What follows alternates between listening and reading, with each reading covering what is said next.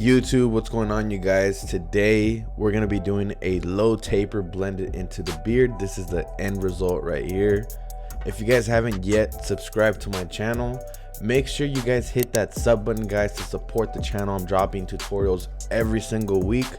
So before we get started, I want to demonstrate the first step of the haircut, which is to create our guideline to separate the beard from the taper area. So it's about a 2-finger guideline. So to create that guideline, we're going to be using our Gamma Hitters by Stylecraft Pro, and we're going to set that guideline and remove the bulk using our babyless skeletons that are zero gapped. The previous trimmer is not zero gapped. It comes straight out of the box like that. And after, you guys want to make sure you guys comb that area. Then we're going to grab our single foil shaver by Babyless Pro. So a good tip right here is to hit it in the middle, in between that beard transition and the transition of the taper. So then we can go ahead and clean up that area with our babyless skeletons to go into step number 2, which is going to be to create our guideline and to blend it out. The first thing we're going to do is grab our JRLs. This is my first time ever using this clipper, by the way, so it was just something new for me to get used to. We open up the lever, we set a 1-finger guideline. So then we can soften that guideline with the beginning trimmer that we use to set our guideline, our first zero line. We're basically softening that line to make it an easier process for us to blend that first guideline. And below that, we're gonna set a 1-finger guideline with the lever open. The same thing, guys, we want to repeat the process on the top taper, and the bottom beard blend is the same thing. That's why we're going in order, so then we can blend them both at the same time. The way we blend that out is we're going to close our lever. We're going to hit the beginning of the guideline right there. It was a 1-finger guideline, so we have 1 finger to go from a closed lever position to an open lever position. So in the middle, your lever should be in the middle, hitting the guideline in the middle, and you guys want to progress from the closed lever position to the open lever position, and just keep repeating that process until your beard is completely blended and there's a nice smooth blend. Let's try that out now too with our taper blend. My lever is closed. I'm hitting the beginning of the guideline right there. When you saw my thumb move, I opened the lever a little bit. The way that you guys can see this is your lever is the compass, and wherever your lever is at in the position of the machine is where you hit the guideline. If your lever is in the middle, you hit the guideline in the middle. If it's all the way open, you want to hit the full guideline. If it's closed, you want to hit the beginning of the guideline. So that's just the rule of thumb that you guys can always use, just in case you guys get lost in your lever method. So this, I like to call it closed to open, because we start in the closed position and we go from bottom to the top of the guideline. A more advanced technique that you guys can also use is called the floating method. I just put my machine on its corner. I use the corner of the machine to get rid of any little dark spots in between. So then we can get to step number 3, which is going to be to create our second guideline. The same rules apply, guys. You guys always have to put this in your head. Every time you guys set a guideline, it's 1 finger thick, and we have to decide what lever method to use to blend that out. What we're doing now is close to open. We set a 1-finger guideline with the 1 guard with the lever open. And just so you guys know, anytime you guys open up the lever and you attach a guard, it just means that you're giving it the half. So if I would have had a 2 guard with the lever open, it creates a 2.5. So what I'm doing now in this step is I'm going close to open. You guys can see I'm kind of going a little bit faster. So once you guys get the hang of it, you guys will be able to go close to open fairly quickly. So now we can use the 0.5 guard. We're going to do close to open again, but remember on the previous step, we set a 1-finger guideline. We did close to open, and now in this step, we're doing close to open. So we have half of that finger of room to work with to go from a close to open lever position. So don't think that just because we have the 0.5 guard that we can go all the way up. No, this is super important in low tapers, especially, is you want to stay consistent and disciplined with the levels of your lever. We're going to repeat the process now right here in the beard, doing the same thing. My lever's open, and now I'm going to go close to open to soften that guideline. So then we can attach the 0.5 guard and do the same thing. So that's a different guard. I got it from from Stylecraft Pro. It's a magnetic 0.5 guard, and I just wanted to try it out honestly to see how it works.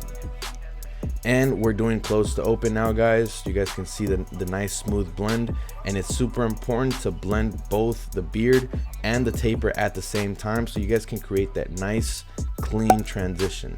So step number 4 is going to be to create the hooks and to blend everything on top of the one guard with the lever open. And it has to flow in the same position that we set our first guideline in the beginning of the video. Every single guideline in front of that guideline has to look exactly the same. So to get rid of that bulk that you guys see there, we're gonna touch our number 4 guard, and I'm closing the lever and I'm just hitting it because I didn't know how long the hair was on the side, so I just wanted to do a little trial and error. So it's about like a 5 guard, so I flicked out 2 fingers with the 4 guard. Now I have my lever open and we're going 2 fingers again.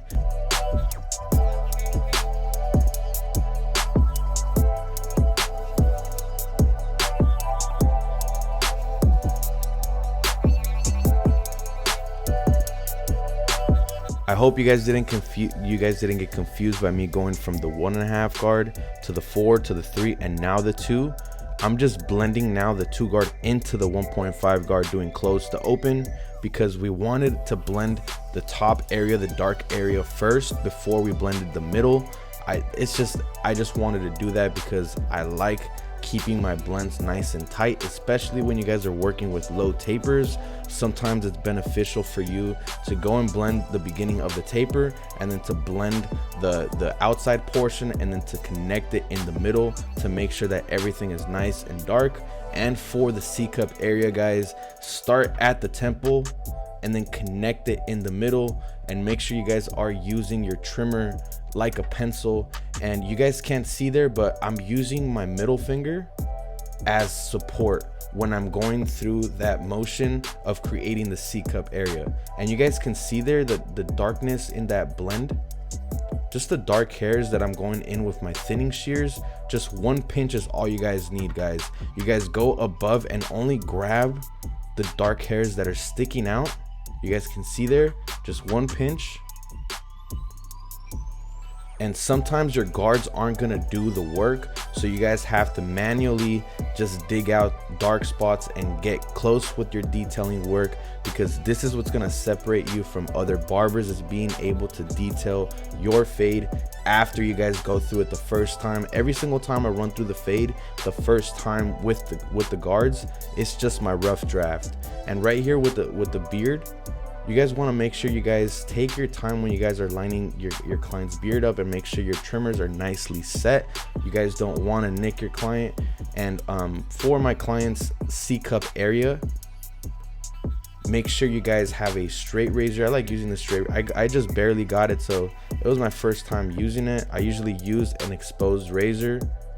And make sure you pull the skin with the left hand, the left thumb, and you guys are gliding it through at a 45-degree angle, letting your wrist do all the work. And remember, you guys do have a razor. The razor will put in work, guys. You guys don't have to go in super hard with the pressure that you guys apply. So if you guys were put in my situation, you guys can see that my client's beard at the neck level just doesn't look that crispy.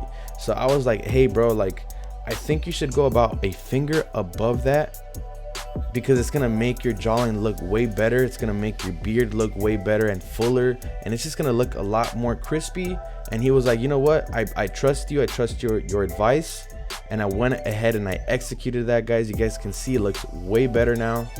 And this is a good thing as barbers, that when you guys give a suggestion to your client and they allow you to execute it and it looks great, they will always remember you for that. And you know, another barber would have just gone the easy way out and not done anything, but we don't do that here, guys. We want to go above and beyond for your clients, because just put yourself in this position. Imagine you were the client sitting down and you had a barber just give you a crazy ass suggestion. He changes your look and it looks great. You're always gonna remember him for that. So always put yourself in that customer mentality where you're going above and beyond for your client, like I'm doing right here in the hairline. You guys see that soft spot on the right corner? Just typically a barber would make a mistake of going deep to make it crispy. But one of the biggest pet peeves of my client here is that he doesn't like when barbers push his thing back and add color. This is an all natural haircut. I didn't add any enhancements, and I wanted to give him what he wants because we're here to solve clients' problems. We're not here to give, in my opinion, I'm not here to give a haircut. I'm here to solve a problem. I'm here to make sure that my client leaves happy, because I don't charge what usual barbershops charge. My rate is about $75 for a cut, $90 with the beard. So at this price point, I have to approach barbering with a different mentality. This is more about solving clients' problems rather than just giving a haircut. If you guys think that I should make a video on how barbers should raise their prices, let me know down below in the comment section. I'm gonna run through this part of the taper fairly quickly so we can get to the back taper.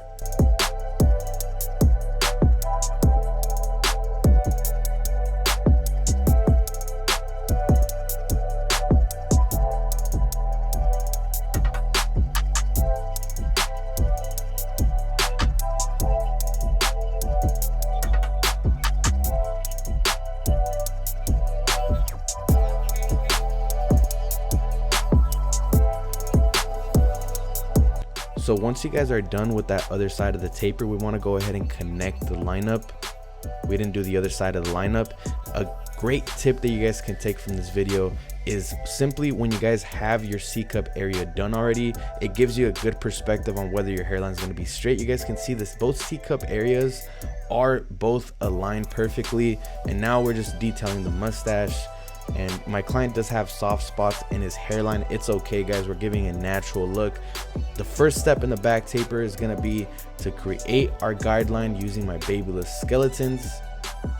A 1-finger guideline, just going up with the grain. We're not flipping our trimmer on the other side because we don't really have to. My client kind of he got a haircut like maybe I'd like to say 2 weeks ago.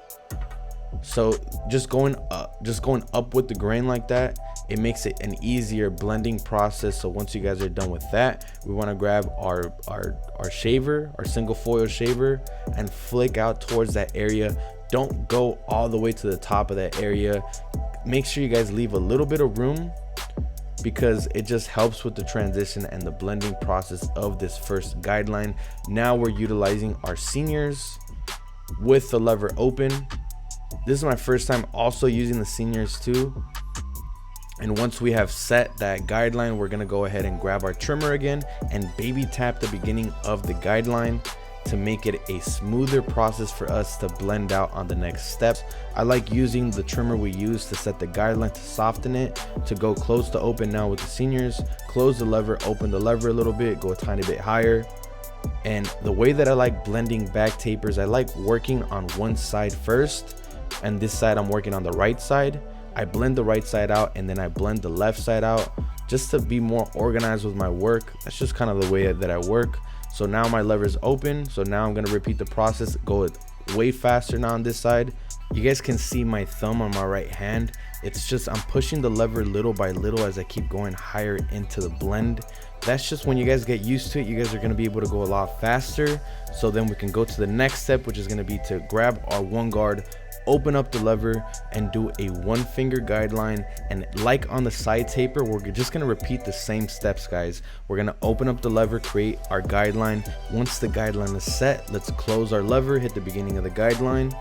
We're going to be working only on the right side, so go from the middle, then we're open up the lever a little bit, go a tiny bit higher, work in a consistent flow. So then we can go and open up the lever again.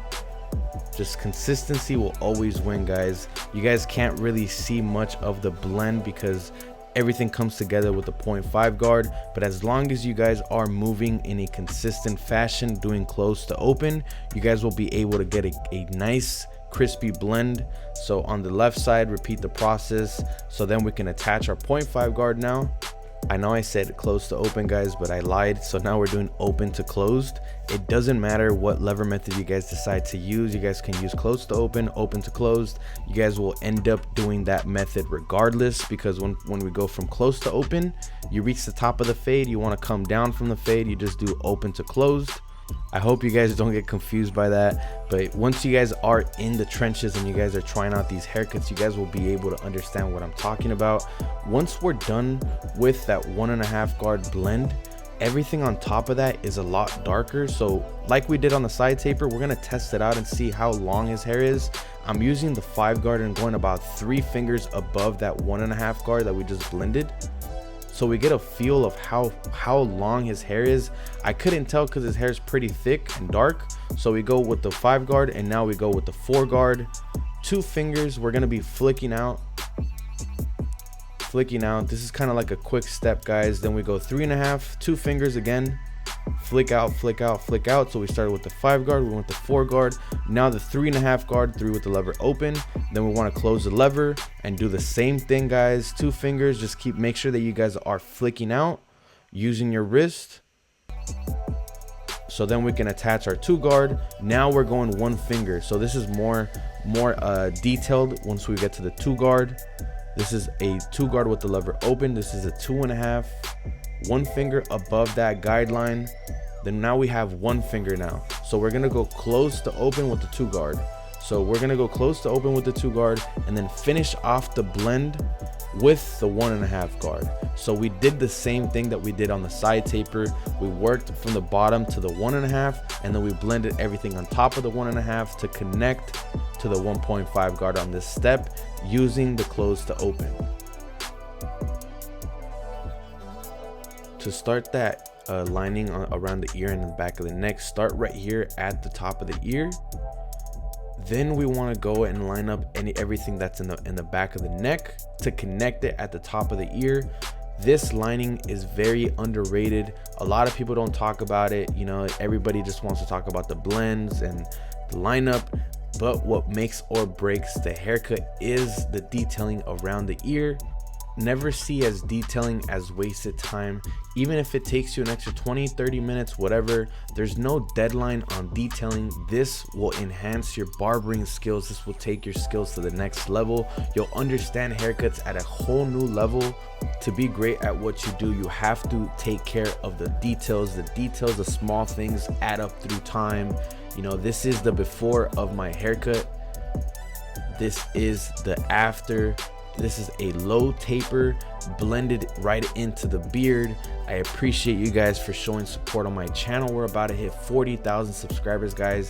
I appreciate you guys so much for subscribing, liking my videos, and commenting down any questions that you guys have.